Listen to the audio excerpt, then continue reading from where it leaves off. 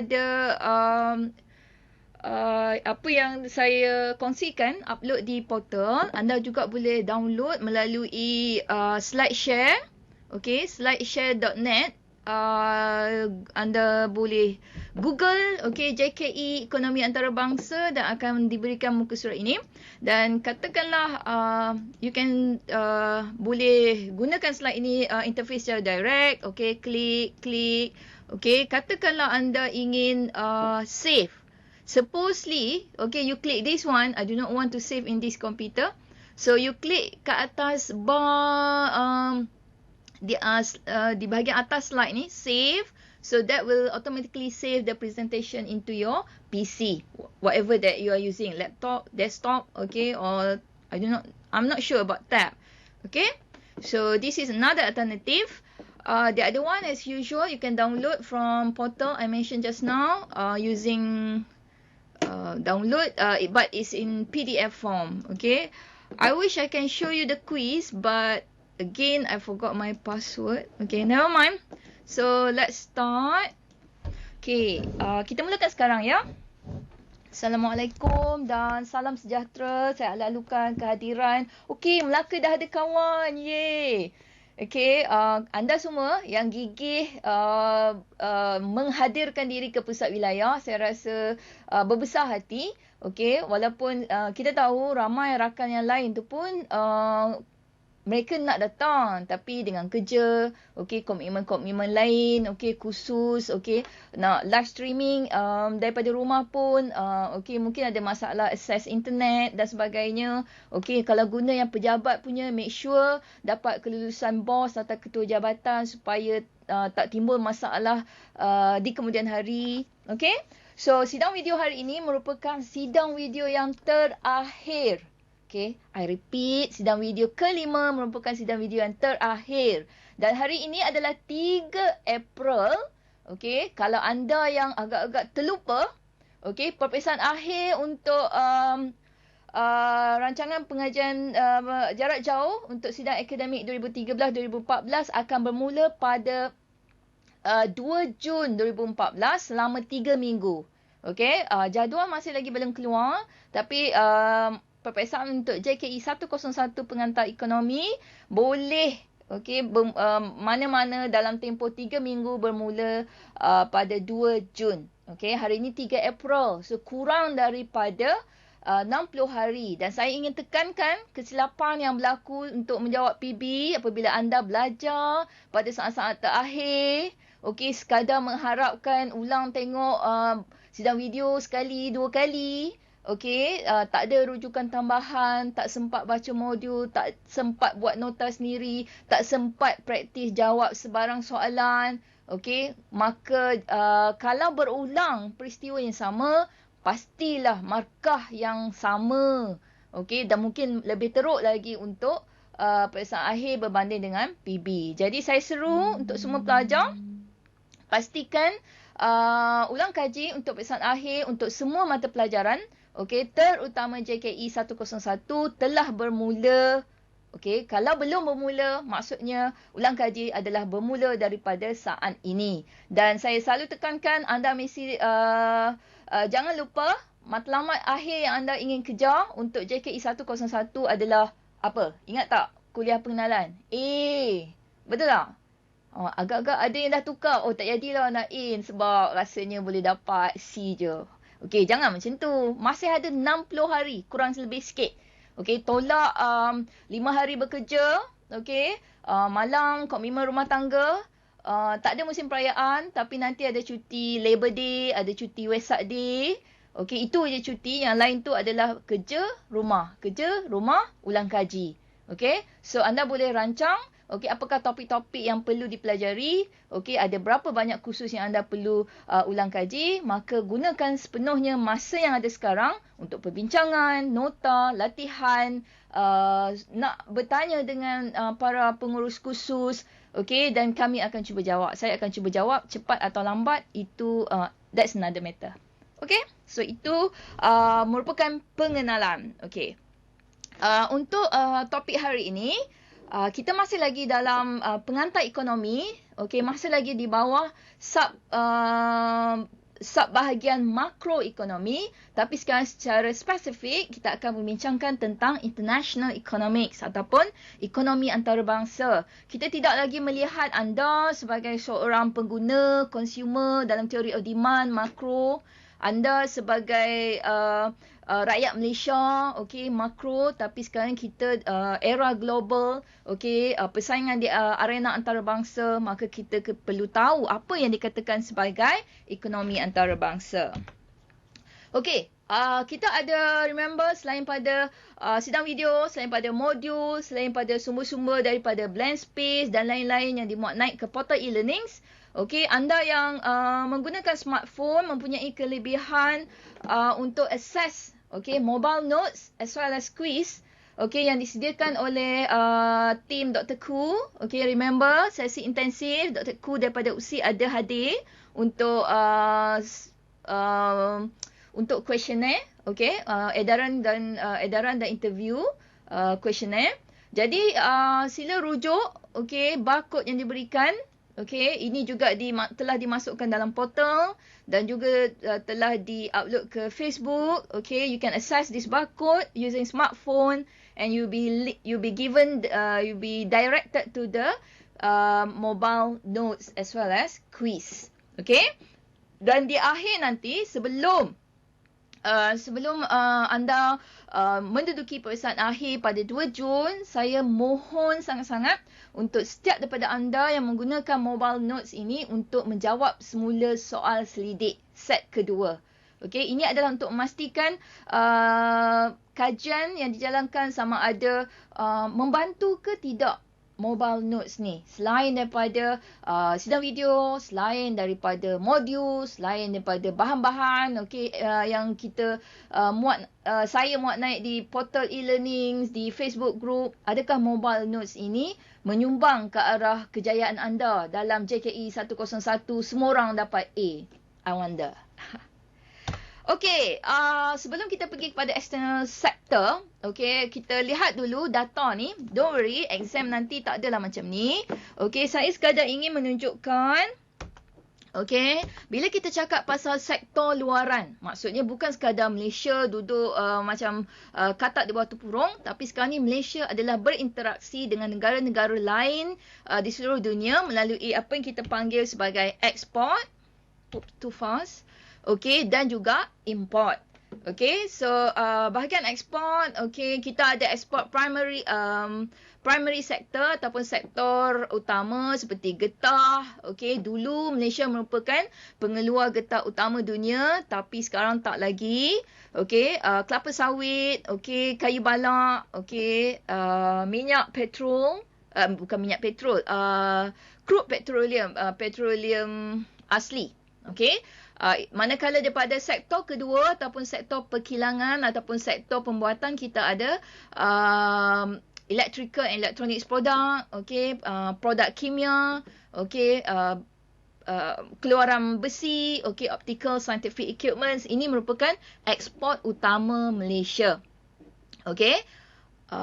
Dan manakala di segi import, Malaysia bukan sahaja mengeksport barang ke seantero dunia, Malaysia pada masa yang sama adalah mengimport barang, okey, sama ada barang seperti yang kat tangan anda tu, okey, handphone Samsung daripada Korea mungkin, ataupun iPhone, okey, dikilangkan daripada China tapi dikeluarkan oleh syarikat daripada Amerika Syarikat. Okey, begitu juga dengan intermediate goods. Okey, apa yang ada dalam komputer anda mungkin Intel yang dikilangkan di Taiwan, itu merupakan komponen what do you call that, PCB circuit board, print circuit board or something like that. Itu merupakan barang perantaraan. Mungkin juga dari segi kereta Hyundai di Malaysia, oh bukan, mungkin kereta BMW yang complete build up di Malaysia. Okey, enjin, okey, dari mana, itu merupakan juga merupakan intermediate goods, barang perantaraan. Capital goods, barangan modal, okey, machinery dibawa masuk untuk kilang-kilang di Malaysia, itu diimport mungkin daripada luar negara. Dan mungkin juga, okey, import yang digunakan untuk ekspor kembali. So ini adalah apa yang kita katakan sektor luaran. Okey, apabila kita bercakap tentang ekonomi antarabangsa ataupun sektor luaran, pastinya anda akan berdepan dengan ekspor dan import. Itu sahaja tujuan saya kongsikan rajah ni. Jangan takut. Okey, jika kita lihat, okey, ini merupakan data sama tadi daripada 2008 sehingga 2012. Okey, direction of export. Ke mana Malaysia mengeksport barangan. Okey, ini adalah negara-negara ekspor utama Malaysia, iaitu United States of America, surprisingly Singapore, okay, remember Entrepot, okay, Northeast Asia, okay, Northeast Asia, Asia Timur Utara. Ini adalah merujuk kepada Jepun dan juga China, okay, secara bersama. Okay, tanpa Northeast Asia merujuk kepada negara-negara yang tidak termasuk Jepun dan China, iaitu South Korea mungkin, Taiwan, Vietnam, okey, kelompok negara ASEAN, okey, dan negara Jepun, China. Dan anda lihat di sini pada tahun 2012, data terkini yang saya boleh tunjukkan di sebelah kanan ini, okey, direction of export to China adalah 12% daripada keseluruhan ekspor Malaysia. Okey, jadi kalau anda lihat senario semasa MH370, okey, dengan kemarahan rakyat China, okey, terhadap kerajaan Malaysia, terhadap Malaysia Airlines. Okey, so jangan fikirkan itu tak ada impact terhadap ekonomi Malaysia. Okey, kalau betul, okey, rakyat China boycott, okey, barangan Malaysia, so anda boleh lihat ini 12% pada pasaran ekspor kita hilang. Okay, so be nice di Facebook, di social media, jangan kutuk-kutuk sangat. Okay, rakyat China, negara China, okay, yang dalam keadaan kesedihan. Okay, so this is why, okay, we need to be nice with our major trading partner.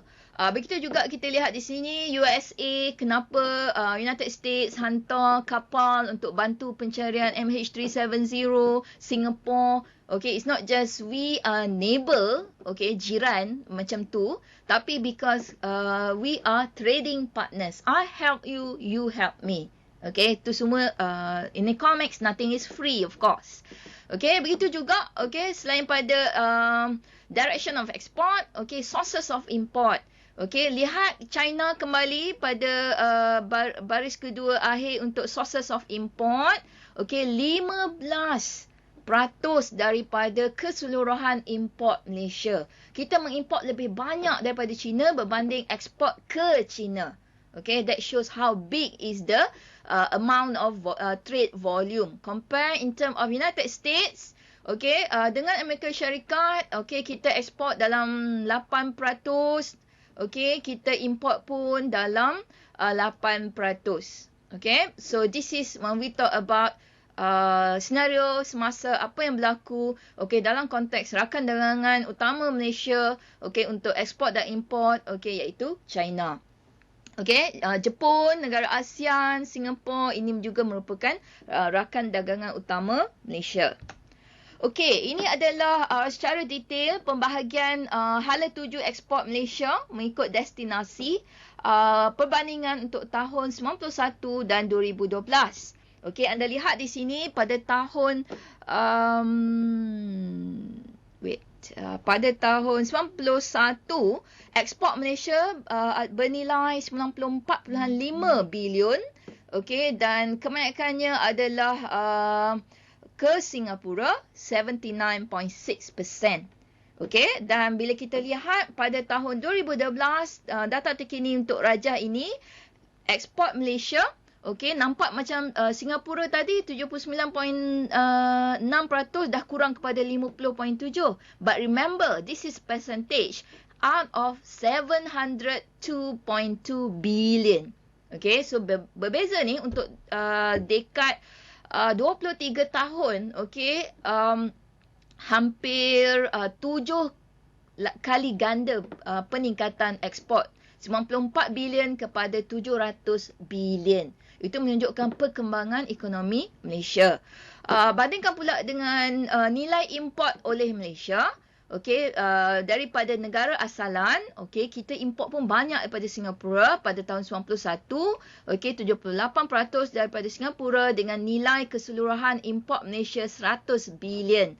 Manakala pada tahun 2012, kalau saya ambil contoh Singapura, okey, cara kita membaca graf ni, anda boleh lihat tadi 78% import pada tahun 91, okey, pada tahun 2012 import daripada Singapura hanya bernilai 47%, telah berkurang. Tapi import telah meningkat daripada 100 bilion kepada 600 bilion lebih untuk 2012.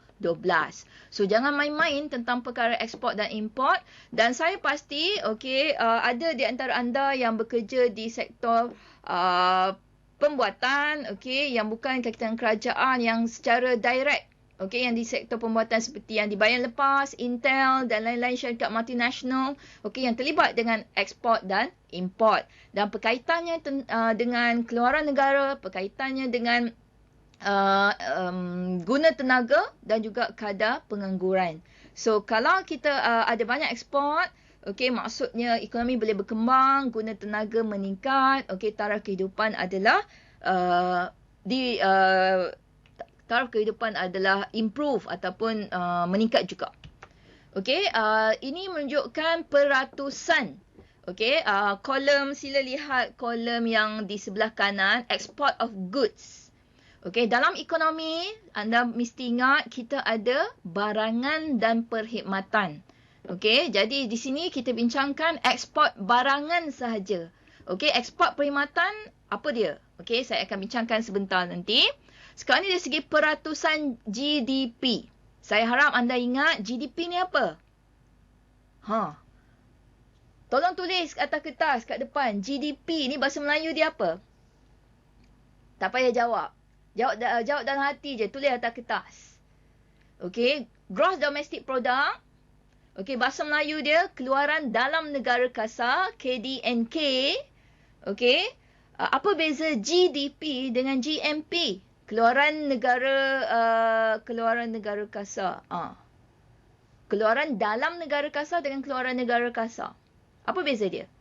But that's a question for you to find out. Tapi when we talk about GDP, kita bercakap tentang tingkat keluaran. Berapa banyak barangan dan perkhidmatan yang Malaysia hasilkan. The idea is, remember, kita mahukan GDP yang meningkat dari masa ke semasa. Ini bermakna Malaysia menghasilkan lebih banyak barangan dan perkhidmatan.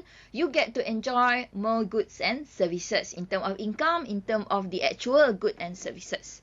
Anda lihat di sini. Dari segi peratusan keluaran negara, ekspor barangan untuk negara newly industrialized economies. Yang merujuk kepada Hong Kong. Singapura, Taiwan dan Korea, ini sangat besar. Berbanding dengan kelompok negara ASEAN. Peratusan daripada GDP, nilai ekspor share of GDP itu adalah besar untuk newly industrialized economy. Kita tahu banyak Taiwan banyak mengekspor ke seluruh dunia. Produk elektronik, macam-macam produk. Begitu juga dengan Korea. Dengan kalau di bawah brand Samsung, kereta, phone, Hyundai dan banyak lagi yang kita tahu ekspor Korea. Ekspor Singapore. What is export Singapore? Kalau anda belajar sejarah, anda mesti tahu apakah ekspor utama Singapore, dan Hong Kong. They are not specifically manufacturer of goods, but they are acting as the intermediaries. So they are exporting more in term of macam pelabuhan. So barangan tu diimport dan dieksport semula. So ini adalah share of export as a percentage of GDP. Sekarang ni boleh jawab tak soalan ni? Sebab saya je yang cakap. Agak-agak, share of import, as a percentage of GDP, adakah telah meningkat atau menurun ataupun steady je daripada tahun 91 kepada tahun 2013 sekarang? Agak-agak. Okay. Bagaimana pula dengan share of export as a percentage of GDP? Okay, adakah kes yang sama meningkat, menurun ataupun kekal tidak berubah untuk tempoh yang sama? Okay, untuk the last 2 decades, untuk 2 abad yang lalu. Okay, soalan ketiga, negara manakah yang merupakan trading partner Malaysia yang terbesar? Rakan dagang Malaysia yang terbesar. Rakan dagang maksud dia negara yang import dan ekspor bersama kita yang terbesar. Anda ingat tak tadi jadual? Hai, baru sampai, lewat 20 minit, tak apalah. Tak dapat pangkal, dapat ujung. Okay, at least pusat wilayah Melaka dah ada 3 orang. Lagi seorang tu mungkin menyorok sikit kat tepi. Oh, 3 je. Okay. Dan soalan keempat, okay, negara trading partner Malaysia yang kedua terbesar. Okay. So, it shows, saya tak mahukan jawapan yang tepat specifically. This one is just for to show anda boleh faham tak jadual tadi. Okay. So, basically it shows pengetahuan umum tentang status Malaysia dalam konteks sektor luaran ataupun ekonomi antarabangsa. Okay. So, kita telah bincangkan statistik asas Malaysia. Saya pernah tunjukkan rajah jadual ni sewaktu kita membincangkan isu-isu makroekonomi. Jadi, apabila kita membincangkan international economics, we are talking about export, 1, import, yang 2, ketiga, kita bercakap tentang akaun semasa dalam balance of payment ataupun imbangan pembayaran, dan kita juga perlu bercakap tentang kadar pertukaran exchange rate. Okay, so ini adalah keywords ataupun terma-terma utama yang anda mesti tahu apabila membincangkan ekonomi antarabangsa. Okay, ulang kaji. Apakah yang dikatakan sebagai konsep ekonomi terbuka? Sila tulis. Saya telah bincangkan tentang konsep asas ni. Ada ekonomi tertutup. Define closed economy. Ada ekonomi terbuka. Soalan, define closed, open economy. Jangan pandang saya. Jawab. Macam mana orang Melaka 3 orang? Open economy, closed economy.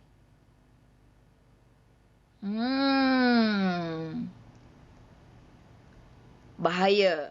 Okey, pusat wilayah Penang jauh sangatlah daripada mikrofon. Okey, saya assume anda boleh jawab. Okey, sama juga orang KL. Cuba something.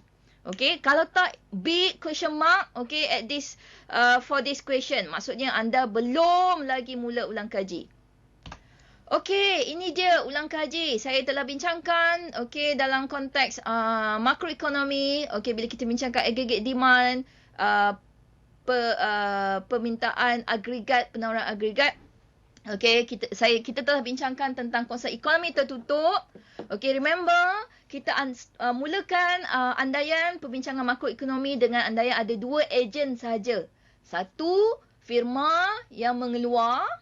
Okey, di satu pihak lagi kita ada pengguna yang mengguna, consume. So, firma, they invest. Okey, pengguna, they consume.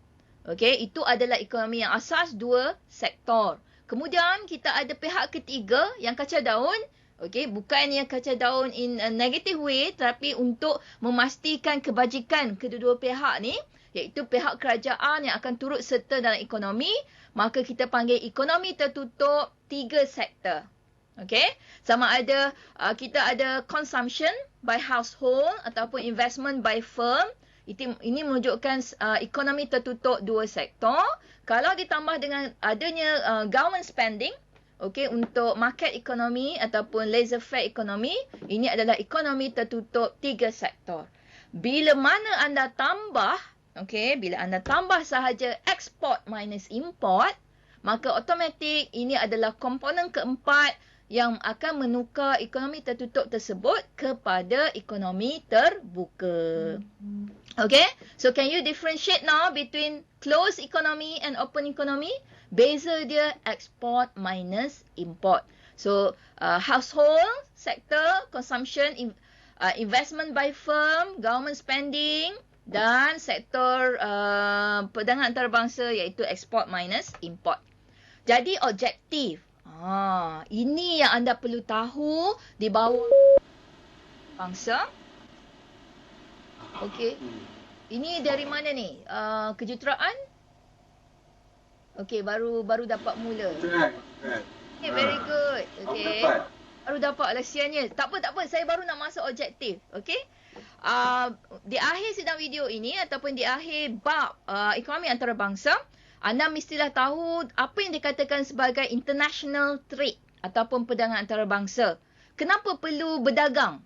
Okey, kalau tak tahu juga pergi baca buku sejarah. Okey, zaman even zaman para Meswara dulu. Okey, lepas tu kita ada perdagangan daripada China, perdagangan daripada Arab. Okey, telah datang ke tanah Melayu. Maksudnya perdagangan antarabangsa bukannya fenomena sekarang, tapi ia telah berlaku sejak berkurun ataupun berabad lamanya. Okey, saya akan skip yang ni, faedah mutlak, faedah berbanding, sebab ini merupakan a bit too much. Okey, dari segi teori saya skip. Okey, dan bahagian kedua anda akan sepatutnya boleh membincangkan imbangan pembayaran dan juga kadar pertukaran asing. What are each of these? Okey.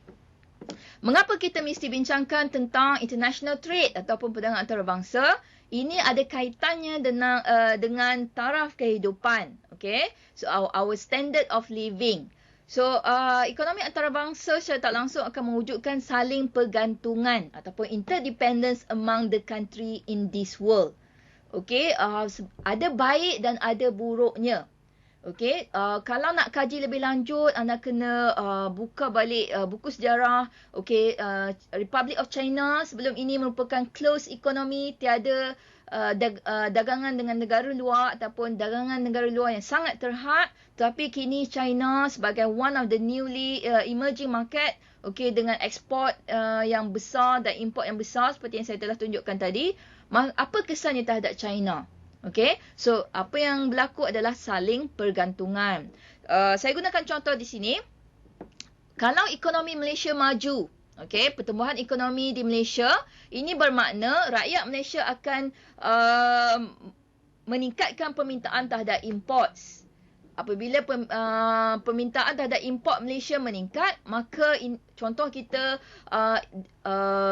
demand more import from China, demand more Samsung from Korea, more iPad from the original country is United States, okay, but the manufacturing facilities is in China. Maka bila rakyat Malaysia meningkatkan permintaan import, maka ekonomi negara lain akan turut bertumbuh ataupun berkembang maju. Okay, jadi faedah perdagangan antarabangsa. Okay, kalau sebelum ni, okay, bayangkan zaman sebelum 1980s yang kita ada kereta nasional. Okay, kalau tak ada import kereta, mana kita dapat kereta di Malaysia? Even selepas Proton dan Pro 2 diwujudkan, kalau tak ada international trade, maksud dia kita cuma boleh pilih Proton, Pro 2. Okay, bukan saya nak bayangkan. Okay, it's okay, Proton, Pro 2, okay. Tapi maksud dia dalam ekonomi kita nakkan choice, pilihan. Okay, lagi banyak pilihan lagi best. Okay, jadi macam okay, kopi, okay, kat Malaysia kita ada kopi, okay, teh, okay, itu semua adalah asalnya dibawa oleh pedagang dahulu ke tanah Melayu. Okay, biji timah, tungsten, ini contoh di Amerika Syarikat. Okey, anggur, okey, bayangkan kalau tak ada import anggur, agak-agak kita boleh makan anggur tak? Okey, dan remember, anggur yang ditanam di ladang di Malaysia tu pun asal benih dia. Dan even getah yang kita tanam dan sekarang menjadi salah satu ekspor utama Malaysia adalah merupakan benih yang diimport daripada Brazil. Okay, so remember, history is very important. Tapi back to our issues. Okay, perdagangan antarabangsa, faedah dia kita dapat access item which is not available domestically. Okay, dan disebabkan oleh pengeluaran yang berasaskan besar-besaran. Okay, apa yang berlaku apabila setiap barangan dikeluarkan secara besar-besaran, maksud dalam kuantiti yang banyak, berlaku di situ economies of scale. Okay, remember that U-shape, long run average cost curve, keluk kos purata jangka panjang yang berbentuk U. Okay, the optimum point adalah minimum U tu menunjukkan setiap firma perlu mencapai satu tingkat pengeluaran yang tertentu yang mana dia telah meminimumkan kos. Okey, kalau produce satu unit, anda takkan dapat kos purata yang rendah. Anda perlu menghasilkan beribu-ribu unit baru dapat kos per unit yang paling optimum ataupun yang paling kecil. Okey, up to a certain point. Okay, jadi that's why contoh saya tadi iPad dikilangkan, dipasang assembly di China. Okay, it's still expensive, tapi bayangkan kalau zaman dahulu penghasilan sebuah komputer, even kereta zaman Henry Ford sebelum ada proses penghasilan assembly line production, untuk menghasilkan sesuatu barang kos yang tinggi. Tapi disebabkan penghasilan secara besar-besaran, walaupun contoh, Malaysia merupakan negara yang kecil, tapi kita menghasilkan barang yang banyak dan kita ekspor ke negara luar untuk menjana pendapatan. So kita dapat pilihan, dapat barangan yang lebih murah, dapat barangan yang tak ada. This is too easy, saya takkan tanya dalam exam. Adakah perdagangan antarabangsa ni sentiasa membawa faedah? That is a big question mark. Ini boleh dikaji. Kenapa ada setengah negara mengamalkan dasar perlindungan ataupun kita panggil sebagai protectionism. Kenapa sebelum ni China is a closed economy? Apa yang dia nak protect? Bagaimana pula dengan Korea Utara? There is few countries that I can think of now. Ini berbeza dengan protectionism ni berbeza dengan negara yang disanction oleh United Nations tu. Itu lain. Tapi maksud dia ada masanya perdagangan antarabangsa ni membawa keburukan.